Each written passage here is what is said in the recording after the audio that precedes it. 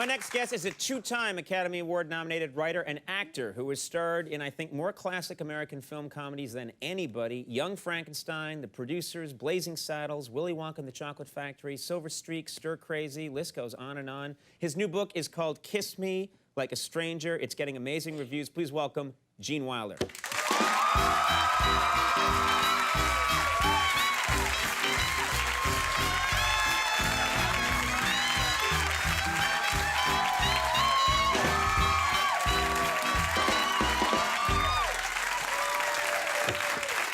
Wow.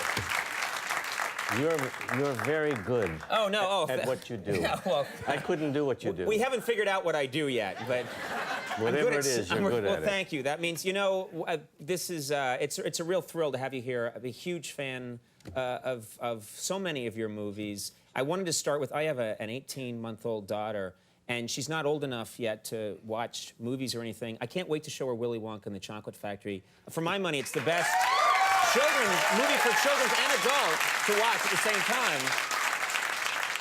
And with the new technology, DVD, so many kids are seeing that film now and have seen it over the years since the film was first made. How do kids respond to you when they see you now? Their eyes light up. Yeah. They don't say anything. Right. Just, I can tell every 4.5 years I get a new crop. Right, right. Because the mamas won't let them see it until they're about 4.5 years old, Right. 5 years old.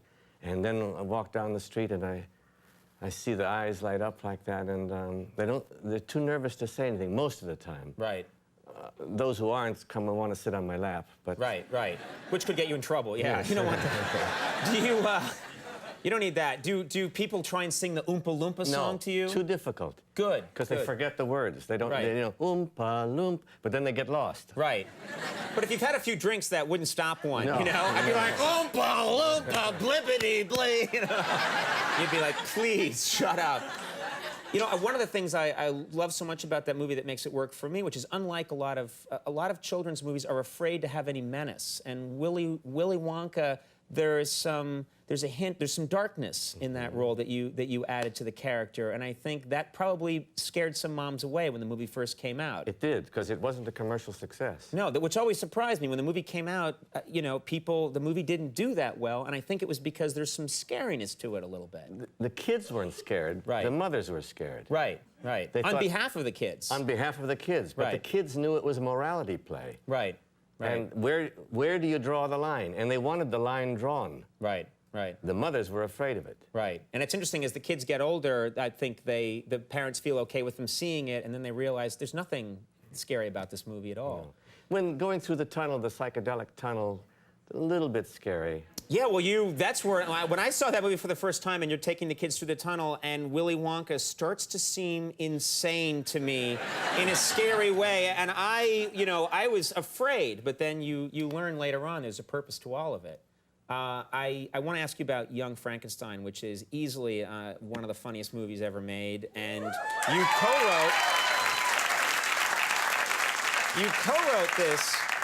co-wrote this film, and Mel Brooks directed the movie. And I only found out much later on that my favorite scene in the whole movie, and I think for many people their favorite scene, is when Dr. Frankenstein, you do the number, the tap dance number, putting on the Ritz with the monster. And it's so insane and so absurd. And I only realized later on, I guess, that was your idea, and Mel Brooks didn't want to do it. Is that right? No, I would write all day, and then he'd come over after dinner and look at, yeah. Okay, now, we need a villain. The Burgermeister isn't a good enough villain. We need a real villain, and so on and so on. And one night he came over, and he looks at the pages, and he says, "You tap dance to Irving Berlin?" Right. In Top Hat and Tails with the monster? Right. He said, "Are you crazy? It's frivolous." Right. And I started to argue, and then I argued for about 20 minutes till I was at least red in the face. I think it may have been blue. And all of a sudden, he says, "Okay, it's in." And I said, "Well, why did you put me through this?" Right. He said, "Because I wasn't sure if it was right or not. And if you didn't argue for it, I knew it would be wrong. But if you really argued, I knew it was right." That's actually an interesting technique. Well, so if you hadn't, if you had just been like, oh, okay, whatever, maybe it is a stupid idea. But I knew him well, and that is the only argument that we've ever had. Yeah. Well, and I think also it was one of the for one of the earliest movies I saw that was a comedy where the acting was so straight and so sincere. Do you know what I mean? You're believing in everything 1,000%, and that's what makes it so funny. 18 years of study. Right, right. In order to learn, finally, Right. that the more real you can make a comedy, the funnier it's going to be. Right. Instead of making faces and doing funny sounds and all of that. Right. It's why I've been barred from the movies, I think, for the most part.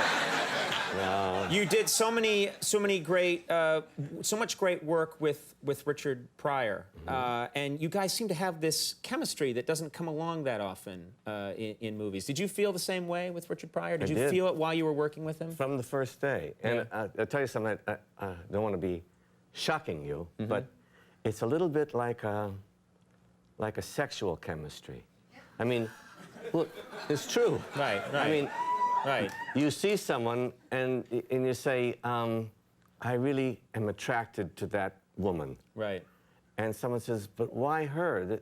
This girl is much prettier. Right. She's taller, she's shorter, she's fatter, Right. she's slimmer. Why that one?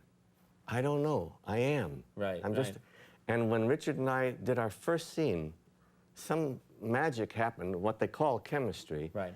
And he improvised. I used to improvise in class, but not in front of the movie camera. Right. And I would answer him back and forth, and we were on such a similar wavelength.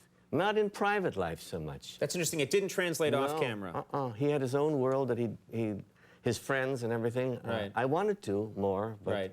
anyway, I'm telling you that there was something going on. When we did that first big scene in Stir Crazy and tore the place apart, the prison. Right.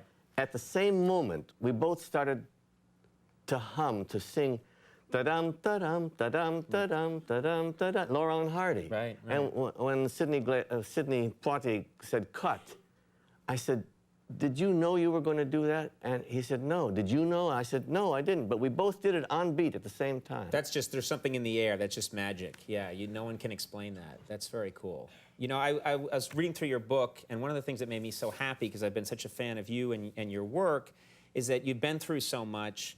You've had incredible career success. You've had high highs. You've had tragedy in your life.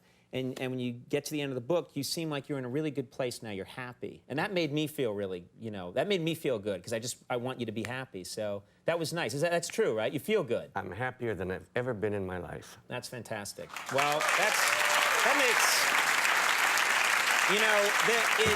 I wish we had more time, but the biggest kick for me in having a show like this is that I get to meet people who influenced me and meant a lot to me the way you have. So thank you so much for being here. Go out and buy this book. It's an incredible story. Gene Wilder, Kiss Me Like a Stranger. Check it out. Thank you so much. Real honor to have you here. All right. Brian Carley when we come back. Stick around.